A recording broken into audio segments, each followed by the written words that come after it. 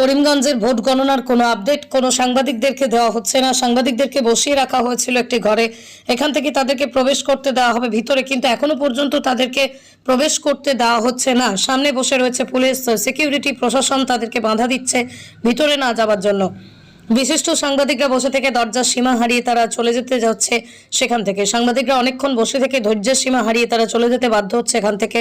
একে একে সাংবাদিক চলে যেতে হচ্ছে এখান থেকে। তারা বলছে এখানে বসে থেকে কি করবে যদি কোনো আপডেট না পায়, জনসাধারণকে যদি কোনো আপডেট দিতে না পারে তাহলে এখানে বসে থেকে কি করবে। তাই তারা বাধ্য হয়ে এখান থেকে চলে যাচ্ছে।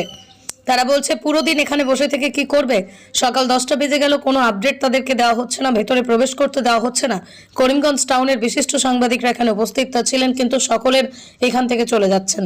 আমরা নির্ধারিত আমাদেরকে কার্ড দেওয়া হয়েছিল, পাস দেওয়া হয়েছিল, যেটা প্রত্যেক বছর হয় ভোট গণনা কেন্দ্রে আমরা যেরকম আমাদের দায়িত্ব পালন করি সেরকম আমরা দায়িত্ব পালন করতে এবার গিয়েছিলাম। কিন্তু এবার আমরা দেখতে পেলাম কিছু আজব দৃশ্য। প্রত্যেকবার এই যে এন্ট্রান্স আছে, এই যে গেট, এই গেট দিয়ে আমাদেরকে ঢুকানো হতো, কিন্তু এবার দেখা গেল পেছন দিকের গেট দিয়ে ঢুকানো হয়েছিল এবং সেখানে গেটের কিনারেই মিডিয়া সেল একটা আছে, সেই মিডিয়া সেলে এক প্রকার সকাল থেকে আমাদেরকে আবদ্ধ করে রাখা হয়েছিল।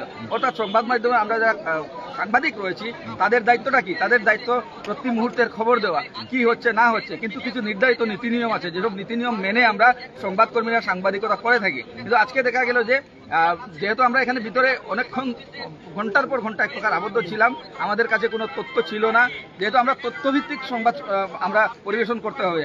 এই মুহূর্তের কথা যদি বলি, তবে কিন্তু এই যে ভোট গণনা কেন্দ্র, করিমগঞ্জ কলেজের ভোট গণনা কেন্দ্র, সেই কেন্দ্র থেকে কোনো ধরনের তথ্য সংবাদ মাধ্যমকে এখনো অবধি যোগান ধরা হয় নাই।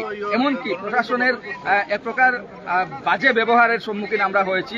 একসময় দেখা গেল যে যেহেতু আমরা যেতে পারছি না, কোনো দৃশ্য আমরা গ্রহণ করতে পারছি না, তখন আমরা প্রশাসনকে এক প্রকার রিকোয়েস্ট করেছিলাম যে যেহেতু আমরা এখানে এসেছি, কিসের জন্য এসেছি? আমরা এসেছি সংবাদ সংগ্রহের জন্য, সংবাদ পরিবেশনের জন্য। সেটা যদি আমরা করতে পারি না, তবে আমরা এখানে কেন আসলাম?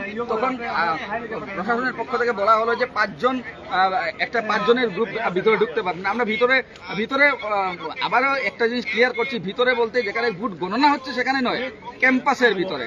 আমরা ভোট যেখানে গণনা হচ্ছে সেখানে যাওয়ার কোনো এখতিয়ার নেই, সেটা আমরা ভালো করে জানি, কিন্তু ক্যাম্পাসের ভিতরে পর্যন্ত আমাদেরকে যেতে দেওয়া হয়নি। একসময় যখন আমাদের এলাও করা হলো 5 জন, তখন আমরা 5 জন গেলাম।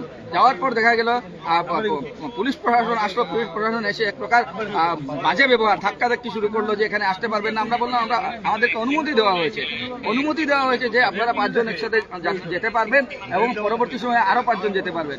এখনো অবধি কিন্তু আমাদের হাতে কোনো তথ্য নেই ভোট গণনার ফলাফল কি হয়েছে। প্রথম রাউন্ড